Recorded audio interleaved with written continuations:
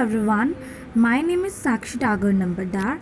So today our topic is chapter number 1, sentences and phrases of English grammar of class 8th. So firstly the topic is our sentences and then phrases, okay? So let's start. Now you can see there's a topic sentence and we will read the parts of sentences with them also, okay? So here is written definition of sentence. Just read it carefully. A sentence is a group of words that makes complete sense by itself.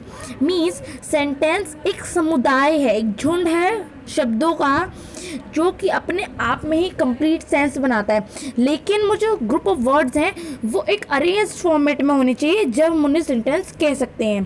ठीक है. According to 8th class you have to make your definition by your own. Okay, just like our example is here. First, John works hard means John बहुत मतलब hard work करता है. ठीक है. तो हम ऐसे बहुत सारे सेंटेंस बना सकते हैं. अब हम फीचर्स पे चलते हैं कि सेंटेंसेस में हमारे क्या क्या फीचर्स हमें ध्यान में रख के चलने हैं. ठीक है. First is a sentence is a group of words that makes complete sense. तो ये तो एक टाइप की डेफिनेशन इन्होंने बताई है यहाँ.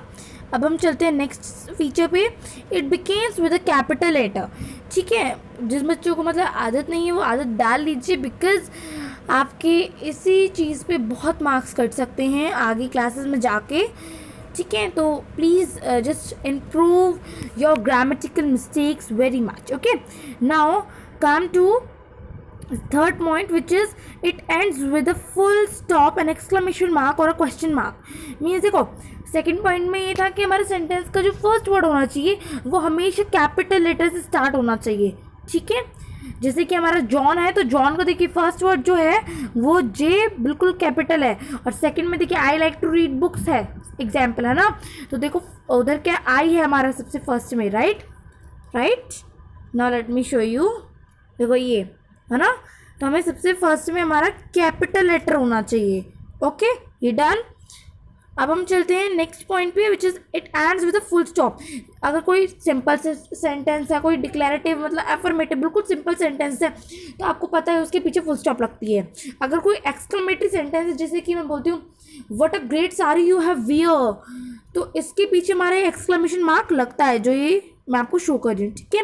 अब हम क्वेश्चन मार्क पे आते हैं तो क्वेश्चन मार्क आपको पता है जो क्वेश्चन के पीछे लगते हैं हमारे. राइट.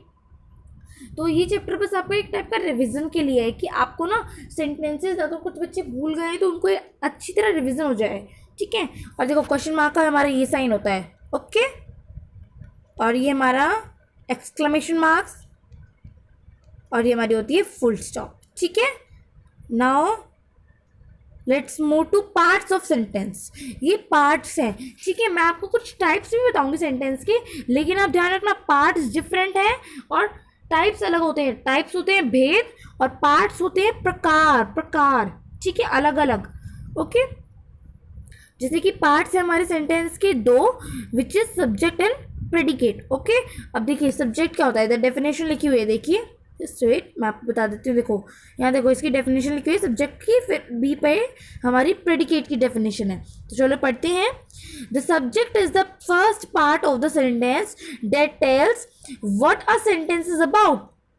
सेंटेंस का जो फर्स्ट पार्ट होता है वो होता है हमारा सब्जेक्ट जिससे हमें ये पता चलता है कि सेंटेंस किसके बारे में है. जैसे कि आपको इधर एग्जाम्पल में देखिए ये देखो ये एग्जाम्पल लिखा रखा है Roma read a book. Roma reads a book. ठीक है. तो सेंटेंस किसके बारे में है. रोमा के बारे में. रोमा हमारा मतलब फर्स्ट पार्ट है सेंटेंस का तो हमारा सब्जेक्ट हो जाएगा. ठीक है. अब देखिए second is predicate. The predicate is the second part of a sentence that says something about the subject. Predicate हमारा सेकेंड पार्ट होता है सेंटेंस का जो हमें सब्जेक्ट के बारे में कुछ बताता है. ठीक है. जैसे कि देखो हमें सब्जेक्ट के बारे में बता रहा है प्रेडिकेट की रोमा को बुक पढ़ना अच्छा लगता है. Roma reads the book. Roma पढ़ रही है बुक. राइट. तो सेंटेंस बता रहा है कि रोमा क्या कर रही है ना. तो सेंटेंस क्या कहते हैं प्रेडिकेट हमें ये सारी चीज़ें बताता है कि सब्जेक्ट क्या कर रहा है. ठीक है. ओके. और हमारा सेकंड पार्ट होता है सेंटेंस का. इसी से रिलेटेड मैं आपको एक एक्सरसाइज भी कराऊंगी. जब हमारा एक एक्सरसाइज टाइम होगा मैं आपको बहुत सारी एक्सरसाइज इसी से रिलेटेड कराऊंगी जो हमें बहुत ज़्यादा हेल्प देंगे. ओके. जो कि मेरे पास वो सेफली एक्सरसाइज है, उसमें हम जितना भी हमने टॉपिक कवर करेंगे हम सेंटेंसेस का, हम पूरे सेंटेंस की फिर एक्सरसाइज धीरे धीरे आराम आराम से अच्छी तरह करेंगे। ठीक है, अब चलते हैं हम फीचर्स पे। फीचर्स हमें कुछ ध्यान में रख के चलने हैं। तो पहले तो हमारी डेफिनेशन है सब्जेक्ट की, तो देखिए राइट, देखो क्या लिखा है, the subject is always a noun और अ प्रोनाउन और a group of words that does the work of a noun. Subject हमेशा हमारा प्रोनाउन होता है या फिर नाउन होता है, जो कि हमारा ग्रुप ऑफ, जो कि हमारा काम करता है नाउन का, that does the work of noun. ठीक है, देखो हमारा सब्जेक्ट चाहे नाउन हो या प्रोनाउन हो या फिर एक ग्रुप ऑफ वर्ड हो, ठीक है, वो क्या काम करेगा, नाउन का काम करेगा वो सारी चीज़ें। ठीक है, जैसे कि कुछ एग्जाम्पल है, the old palace is considered haunted. तो हमारा सब्जेक्ट क्या है यहाँ, ओल्ड पैलेस, क्योंकि ओल्ड पैलेस के बारे में बताया हुआ है सेंटेंस, राइट। तो ये हमारा सब्जेक्ट है। आप सब्जेक्ट और प्रेडिकेट को तो 4th 5th क्लास से नोटिस कर आ रहे हैं, तो इसमें आप सब सोचेंगे इतनी नई बात नहीं है, लेकिन आपको बहुत ध्यान रखना है, क्योंकि बहुत बच्चों की मिस्टेक्स इसी में होती है। ठीक है, चाहे इजी आप समझ लीजिए, बट इतना इजी मत समझिए। ठीक है, हम तो इसी में मात खानी पड़ जाएगी। Now next move to predicate. The predicate may consist of one word or several words with the essential word being a verb. Means predicate में हमारा एक one word होता है और बहुत सारे वर्ड होते हैं। प्रेडिकेट हमारा चाहे एक वर्ड कंसिस्ट कर सकता है या फिर बहुत सारे words with the essential word being a verb, और उनमें एक एसेंशियल वर्ब तो होती है, चाहे उसमें कोई मेन वर्ब हो चाहे उसमें कोई हेल्पिंग वर्ब हो, बट होती ही है वर्ब। ठीक है, जो हमारा प्रेडिकेट होता है वो किससे, वन वर्ड, मतलब चाहे कितने भी वर्ड हो, सेवरल वर्ड या वन वर्ड, और उसके साथ वर्ब से मिलकर हमारा प्रेडिकेट बनता है। ओके, जैसे कि एग्जाम्पल है, the my dress is beautiful, right. The verb is the essential word in the predicate. अब देखो जो हमारे इधर वर्ब है इज ब्यूटिफुल, ये देखो सबसे ज़्यादा एसेंशियल वर्ड है प्रेडिकेट का, राइट। ओके, तो ये हमारा सेंटेंसेस के पार्ट्स पढ़े थे हमने। अब हम चलते हैं नेक्स्ट टॉपिक पे। Now our next topic is object. So object is not much hard we see. Okay, object क्या होता है, जो हमारे predicate में जो हमें पार्ट मिलता है, ठीक है, जो कि एक क्या होता है, देखो अब हम पढ़ते हैं तो आपको पता चलेगा कि वो इंट्रांसिटिव वर्ब है, ट्रांसिटिव वर्ब है। चलो, और ऑब्जेक्ट के हमारे 2 टाइप्स होते हैं, जो कि डायरेक्ट और इनडायरेक्ट ऑब्जेक्ट आपको इधर हेडिंग में दिख ही रहा है। ठीक है, now let's see, when the verb in the predicate is a transitive verb, I am reading object. May I show you? I am reading this one. Okay. Definition. When the verb is a predicate is a transitive verb, it requires an object to complete its sentence.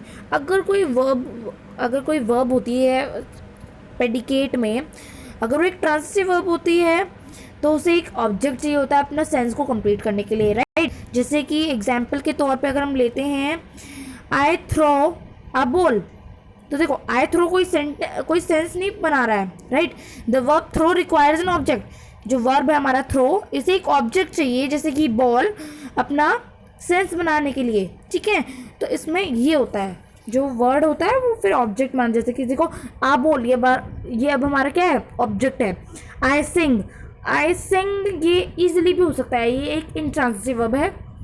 जैसे कि you should learn swimming, इधर कुछ नहीं है। ठीक है, चलो अब हम ऑब्जेक्ट आपको बहुत ज़्यादा क्लियर है, ऑब्जेक्ट में कुछ होता नहीं है हमारा।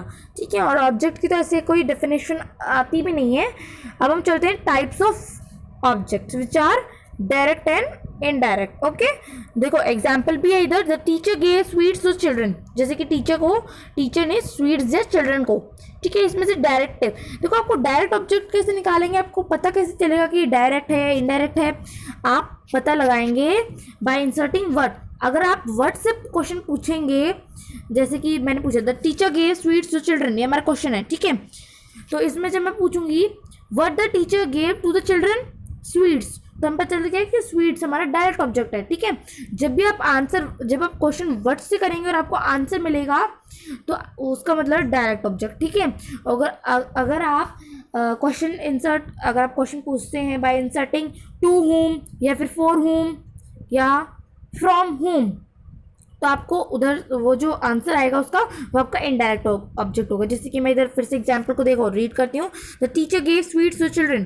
ठीक है, अब मैं पूछती हूँ the teacher gave sweets to whom, to whom, किसने टीचर ने किसको दिया स्वीट, टू चिल्ड्रन। तो द हमारे द चिल्ड्रन क्या है हमारा इनडायरेक्ट ऑब्जेक्ट। ठीक है, इससे रिलेटेड जब हम एक्सरसाइज करेंगे तो आपको बहुत अच्छी तरह क्लियर होगा। ओके, देखो इधर कुछ वो भी है डेफिनेशन, देखिए देखो, the noun answering what after the verb is called the direct object of the verb. The noun naming the person for whom something is done is the indirect object. जो मैंने आपको डेफिनेशन बताई थी अभी अभी कि आप इंसर्ट वर्ड से जो क्वेश्चन पूछते हैं डायरेक्ट ऑब्जेक्ट, और अगर आप to whom, for whom, from whom से क्वेश्चन पूछते हैं तो इनडायरेक्ट ऑब्जेक्ट। बस इसी में ये है। ठीक है, अब हम टाइप्स ऑफ सेंटेंसेस पढ़ेंगे। So now let's see, these are the type of sentences.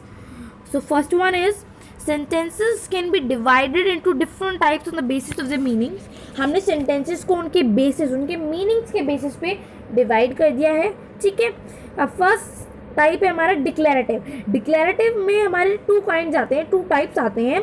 First one is affirmative, जो कि हमारे सिंपल स्टेटमेंट होते हैं, सिंपल सेंटेंसेस होते हैं। और सेकंड होते हैं हमारे नेगेटिव, जिनमें नेगेटिव मीनिंग होता है। जैसे कि मैं सेंटेंसेस देखो, अब अगर मैं बोलूँ I am a happy girl, तो ये हमारा एफर्मेटिव में आता है क्योंकि सिंपल है। ठीक है, सिंपल है, सिंपल सेंटेंस है। ठीक है, और अगर मैं बोलूँ I am not a happy girl, तो ये हमारा नेगेटिव में आता है। ठीक है, इतना डिफरेंस क्लियर हुआ आप सभी को? Okay, now come to interrogative. Okay, interrogative में हमारे क्वेश्चन पूछे जाते हैं, जैसे कि ऑक्सिलरी वर्ब से भी क्वेश्चन पूछे जाते हैं, जैसे कि डू यू लाइक रीडिंग।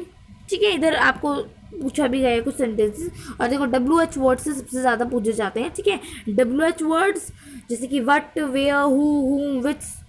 ठीक है, ये सारे हाउ, ये सारे हमारे WH वर्ड्स होते हैं, WH फैमिली है ना। इनसे आपके कोई क्वेश्चन आ सकते हैं बनकर।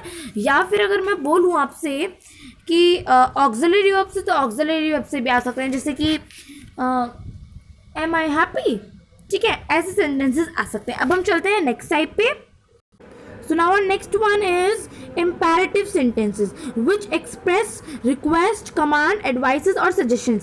Yes, so imperative क्या होते हैं? हमारी commands, request और advice और suggestion को express करते हैं। ठीक है, जैसे कि हमारे पास कुछ sentences हैं इधर, जैसे कि go to your room, please don't call me. Okay, ये सारे sentences हमारे इसमें आते हैं। तो हमारे 3 ऑलमोस्टली कंप्लीट। अब हमारा एक्सक्लेमेटरी 1 बचता है, तो हम तो देखिए, आप देख सकते हैं एक्सक्लेमेटरी की भी डेफिनेशन है इधर। इधर थोड़ा सा लाइट आ रहा है, बट यू कैन सी, देखो ये एक्सक्लेमेटरी हमारे हेडिंग है, इसके नीचे देखो, such sentences express sudden strong feelings like surprise, delight, disgust and grief. Okay, मतलब कि जो एक्सक्लेमेटरी सेंटेंस में क्या आता है, हमारा एक्सक्लेमेटरी सेंटेंस में आता है स्ट्रॉन्ग फीलिंग्स, मीन्स हमारा कुछ स्ट्रॉन्ग फीलिंग, कुछ इमोशंस हमारे, ये सारी चीज़ें इसी में आती हैं। ठीक है, और एक्सक्लेमेटरी साइन तो हमने स्टार्टिंग में पढ़ लिया था। देखो, एक्सक्लेमेटरी साइन हमारा इन सेंटेंस के बाद लगता ही है। ठीक है, जैसे कि एग्जाम्पल है इधर, व्हाट अ ब्यूटीफुल साइट। ठीक है, हुर्रे, वी वोन। तो ये सारे जो हमारे आते हैं एक्सक्लेमेटरी में आते हैं। तो आज का टॉपिक हमारा सेंटेंस कंप्लीट।